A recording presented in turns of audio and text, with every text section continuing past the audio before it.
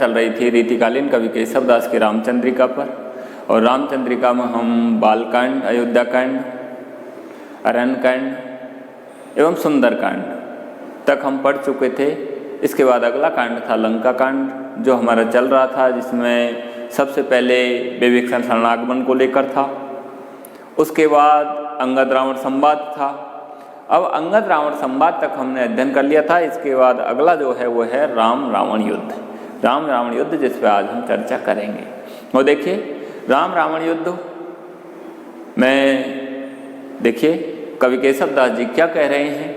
राम रावण युद्ध का वर्णन करते हुए वो कह रहे हैं, कवि केशवदास जी चर्चित छंद के माध्यम से वो इसका वर्णन कर रहे हैं। केशवदास जी कह रहे हैं, इंद्र श्री रघुनाथ को रथहीन भूतल देख के, इंद्र श्री रघुनाथ को रथहीन भूतल देख के, बेग सारथी सो कहूँ रथ जाय ले सुविशेष के, बेग सारथी सो कहूँ रथ जाहि ले सुविशेष के, तून अक्षय वान सक्ष, तून अक्षय वान सक्ष अवेद ले तंत्रान को, आयो रणभूमि में कर ए प्रमेय प्रणाम को। देखिए राम रावण युद्ध का वर्णन करते हुए कवि केशवदास जी कह रहे हैं, वो कह रहे हैं, क्या कह रहे हैं कि जैसे ही राम रावण में युद्ध हो रहा था तो भगवान श्री राम हैं वो रथहीन थे, उनके पास कोई रथ नहीं था। जब इंद्र ने उनकी इस स्थिति को देखा तो इंद्र ने उस स्थिति को देख करके युद्ध भूमि में और अपने सारथी को आदेश दिया। तो देखिए इंद्र ने अपने सारथी को क्या आदेश दिया राम रावण के युद्ध के समय। तो देखिए उन्होंने क्या कहा। यहाँ कवि केशवदास जी के माध्यम से इंद्र, राजा इंद्र है, वो कह रहे हैं अपने सारथी से, देखिए क्या कह रहे हैं, इंद्र श्री रघुनाथ को रथहीन भूतल देख के। देखिए इंद्र ने जब युद्ध भूमि में भगवान श्री राम को रथहीन भूतल देख के, पृथ्वी पर रथहीन देखा,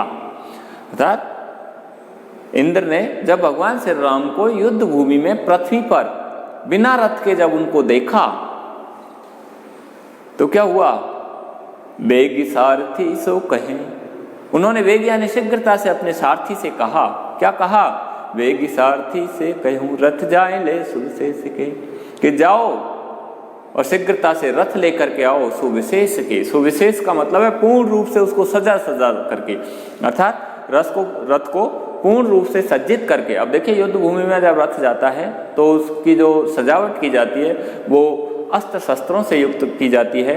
अच्छे तीव्रगामी जो घोड़े होते हैं उनको उसमें लगाया जाता है। तो इस तरह वो कह रहे हैं कि उस रथ को सुविशेष के, सुविशेष का मतलब है युद्ध भूमि के लायक विशेष रूप से उसको तैयार करके और आप शीघ्रता से उस रथ को भगवान श्री राम जी के लिए युद्ध भूमि में लेकर के आइए। इस तरह इंद्रजित जी ने अपने उस सारथी को कहा। आगे देखिए, आगे फिर कवि केशवदास जी क्या कह रहे हैं, वो कह रहे हैं, तून अक्षय वान सक्ष अभेद ले तंत्रान को। देखिए और क्या कहा, और कहा इंद्र ने अपने सारथी से कहा, तून अक्षय वान सक्ष, कि उस रथ में आपको क्या रखना है, तून अक्षय, तून यानी तरकस, अक्षय, अक्षय का मतलब है जो कभी क्षय नहीं होता, किससे, बाणों से, स्वच्छ बाणों से, अर्थात जो कभी स्वच्छ बाणों से, जो कभी इस तरह खाली नहीं होता, इस तरह का उसमें वो तरकस रख के लाइए। तरकस जिसमें वो तीर रखे जाते हैं, बाण रखे जाते हैं, ऐसे उस बाण रखने का जो साधन होता है उसको तून बोलते हैं, तरकस बोलते हैं। तो इंद्र जी कह रहे हैं अपने सारथी से, वो कह रहे हैं कि आप जिस रथ को लेकर के आओ उस रथ में इस तरह का तरकस, स्वच्छ बाणों से युक्त इस तरह का तरकस लेकर के आओ जो कभी क्षत न हो, जो कभी खाली न हो, हमेशा भरा हुआ रहे। इस तरह का वो बाणों से भरा हुआ, कभी खाली न होने वाला इस तरह का तरकस उसमें रख करके लाओ। तो उन अक्षय वान सक्ष अभेद ले तंत्रान को, और क्या लेकर के आना, अभेद, जिसको कोई भेद नहीं सकता, अगैसा इस तरह का तंत्रान को ले, तंत्रान को, तंत्राण शरीर की त्राण यानी रक्षा करने वाला जो कवच है, अर्थात जिस कवच को कोई भेद नहीं सकता, जिस कवच को कोई अपने अस्त्र शस्त्रों से जिस पर किसी तरह का प्रहार नहीं कर सकता, इस तरह के उस कवच को भी लेकर के आइए उस रथ में। आगे देखिए और क्या कहा, आइयो रणभूमि में कर अप्रमेय प्रणाम को। इस तरह आप इस तरह के उस रथ को जिसमें कभी बाणों से खाली नहीं होने वाला इस तरह का तरकस हो, जिसमें शत्रु के द्वारा किसी भी तरह से भेदा नहीं जाने वाला इस तरह का कवच हो, इस तरह के उस रथ को लेकर के, और क्या है, आइयो रणभूमि में, आप शीघ्रता से रणभूमि में आ जाइए भगवान श्री राम के लिए। आइयो रणभूमि में कर अप्रमेय प्रणाम को, अप्रमेय प्रणाम को, अप्रमेय अर्थात जिसको सोच नहीं सकते, इस तरह की बहुत सारी, अप्रमेय का मतलब है बहुत ज़्यादा, इस तरह की उन सामग्रियों से, प्रणाम का मतलब है प्रमाणिक, अच्छी अच्छी उन सामग्रियों से युक्त करके, उसको सजा करके और उस रथ को लेकर के आप भगवान श्री राम के लिए तुरंत उसको लेकर के और युद्ध भूमि में आ जाइए। इस तरह इंद्र ने अपने सारथी को कहा। अब देखिए, इस तरह जब उन्होंने कहा तो सारथी जी हैं वो तुरंत रथ को तैयार करके और युद्ध भूमि में पहुंच जाते हैं। और ये रथ की उस शोभा का वर्णन करते हुए कवि केशवदास जी अगले छंद पद में क्या कह रहे हैं, देखिए अगला पद है वो भी चर्चित छंद में है, और उसमें कवि केशवदास जी इंद्र के सारथी के द्वारा इस तरह के उस सजाए हुए रथ का या उसके सौंदर्य का वर्णन करते हुए वो कह रहे हैं कि वो रथ किस तरह का है जो युद्ध भूमि में भगवान श्री राम जी के लिए ले जाया गया। तो देखिए उसका वर्णन करते हुए कह रहे हैं केशवदास जी क्या कह रहे हैं, कोटि भातिन पोनते, कोटि भातिन पोनते मनते महालघुताल से, बैठ के ध्वज अग्र श्री हनुमंत अंतक ज्यों लसे। देखिए क्या कहा, बैठ के ध्वज अग्र श्री हनुमंत अंतक ज्यों हसे, रामचंद्र प्रदक्षिणा कर दक्ष है जब है चढ़े, पुष वर्ष बजाए दुंदुभी देवता बहुधा बढ़े। देखिए वो जो रथ है वो युद्ध भूमि में पहुंच जाता है, और युद्ध भूमि में पहुंच करके वो रथ किस तरह से शोभायमान हो रहा है, उस रथ की सुंदरता का वर्णन करते हुए, उसके सौंदर्य का वर्णन करते हुए कवि केशवदास जी कह रहे हैं क्या कह रहे हैं, कोटि भांतिन पौनते मनुते महालघुताल से, कि वो रथ इस तरह का है, कोटिन भांतिन पौनते, कि जो पवन है उससे भी करोड़ों भांति तेज चलने वाला गतिशील वो रथ है। तो देखिए कोटि भांतिन पौनते मनते महालघुताल से, युद्ध भूमि में इंद्र के सारथी के द्वारा जो रथ से भगवान श्री राम जी के लिए ले जाया गया था युद्ध भूमि में, उसके उस वर्णन करते हुए कवि केशवदास जी कह रहे हैं क्या कह रहे हैं, कोटि भांतिन पौनते, कि पवन से भी करोड़ों भांति गतिशील तेज चलने वाला इस तरह का घोड़ों से युक्त वो रथ है। तो कोटि भांतिन पौनते मनते महालघुताल से, और मन से भी महान हल्का, अर्थात मन से भी बहुत ज्यादा हल्का, मन से भी ज्यादा हल्का और पवन से भी करोड़ों गुना गतिशील रथों से, हाथियों से युक्त इस तरह वो हाथियों ने घोड़ों से युक्त, अर्थात पवन से भी करोड़ों भांति तेज चलने वाले घोड़ों से युक्त और मन से भी हल्का इस तरह का वो रथ है, वो युद्ध भूमि में लसे यानी शोभायमान हो रहा है। अर्थात इंद्र के सारथी द्वारा जो रथ युद्ध भूमि में ले जाया गया था वो रथ है, वो पवन से भी करोड़ों भांति तेज, करोड़ों भांति तेज चलने वाले उस घोड़ों से युक्त और मन से भी हल्का इस तरह का वो रथ युद्ध भूमि में लसे यानी शोभायमान हो रहा है। बैठ के ध्वज अग्र, और उसके आगे की जो ध्वजा है उस ध्वजा के आगे कौन शोभायमान हो रहा है, श्री हनुमंत अंतक ज्यों हसे, अर्थात जो रथ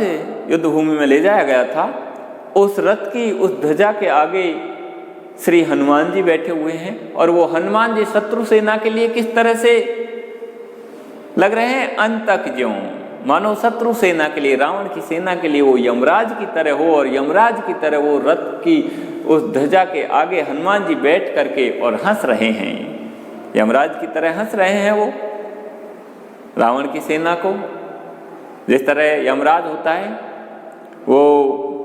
विनाश करने वाला होता है, तो इसी तरह यमराज की तरह वो हनुमान जी है, वो शत्रु सेना के लिए यमराज की तरह वो इस तरह ध्वजा के आगे बैठ करके इस तरह से वो हंस रहे हैं। रामचंद्र प्रदक्षिणा कर, अब देखिए इस तरह के वो रथ जिसमें ध्वजा के आगे हनुमान जी बैठे हुए हैं, वो शत्रु सेना के लिए यमराज की तरह इस तरह बैठ करके वो हंस रहे हैं, शोभायमान हो रहे हैं। इस तरह के उस रथ पर रामचंद्र प्रदक्षिणा कर, भगवान श्री राम प्रदक्षिणा करके उसकी पूजा पाठ करके उसकी आरती करके उस रथ की रामचंद्र प्रदक्षिणा कर दक्ष है जब चढ़े, दक्षिण की तरफ से जब उसमें चढ़ने लगे, अर्थात इस तरह के